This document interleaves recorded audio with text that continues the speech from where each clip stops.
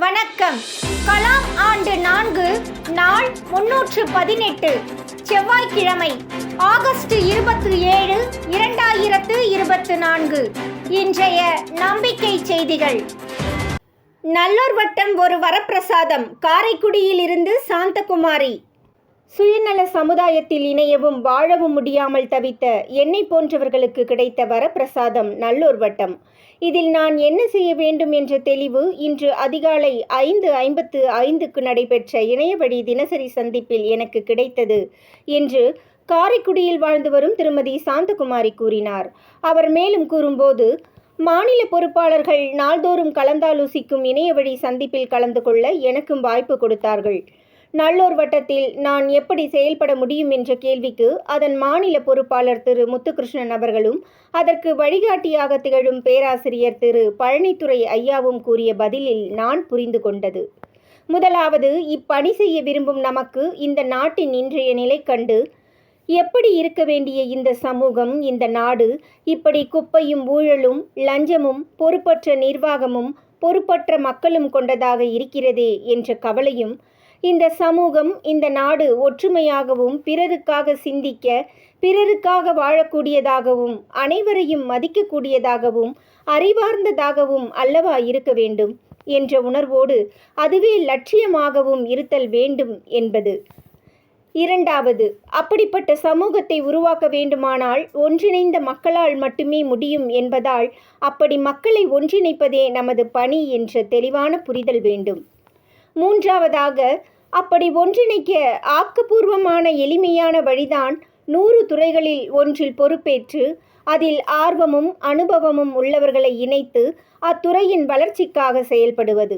மற்றொரு வழி, கிராமம், தெரு, ஊராட்சி, மாவட்டம் என ஏதாவது ஒரு பகுதியை பொறுப்பேற்று கொண்டு அப்பகுதியின் வளர்ச்சிக்கு மக்களை ஒருங்கிணைத்து செயல்படுவது.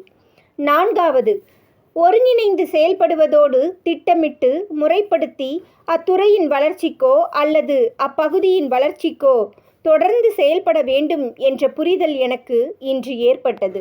இந்த புரிதலோடு இனி நான் எனது சிவகங்கை மாவட்டத்திற்கு பொறுப்பேற்று 100 துறைகளுக்கும் பொறுப்புள்ள நபர்களை கண்டறிந்து இணைத்து செயல்படுவேன் என்று திருமதி சாந்தகுமாரி கூறினார். எண்ணிக்கை எதுவாயினும் எண்ணமே முக்கியமானது என்ற திடமான நம்பிக்கையில் 12 பேர்களை வைத்துக்கொண்டு அறிவின் அருவி நிகழ்ச்சியினை நடத்திய மாணிக்க மாணவி ஜெயப்பிரதா. காஞ்சிபுரத்தில் 9ஆம் வகுப்பு படிக்கும் மாணிக்க மாணவி ஜெயப்பிரதா சமூக சிந்தனையும் பேச்சு திறனையும் பயிற்சியாக அளிக்கும் நிகழ்வுதான் அறிவின் அருவி. இந்த நிகழ்வினை காஞ்சிபுரத்தில் மாதந்தோறும் நடத்தி வரும் மாணவி ஜெயப்பிரதா நடைபெறும் ஆகஸ்ட் மாதம் 25ஆம் தேதி காஞ்சிபுரம் மாவட்டத்தில் கிராம சபை என்ற தலைப்பில் நடத்தியுள்ளார். இந்நிகழ்விற்காக வேலூர் மாவட்டத்திலிருந்து முன்னாள் முன்மாதிரி கிராம தலைவர் திரு விஸ்வநாதன், உழக்கோல்பட்டு ஊராட்சி மன்ற தலைவர் திருமதி ராஜலட்சுமி, திரு மகேந்திரன், செல்வி ஸ்வேதா மற்றும் மாணிக்க மாணவர்கள் உட்பட 12 நபர்கள் கலந்து கொண்டு கிராம சபை பற்றி விரிவாக பேசியுள்ளதாக கிராமக்கள பொறுப்பாளர் திரு ஸ்ரீதர் பச்சையப்பன் தெரிவித்தார். நம்பிக்கை செய்திகளுக்காக சென்னையிலிருந்து தயாநிதி.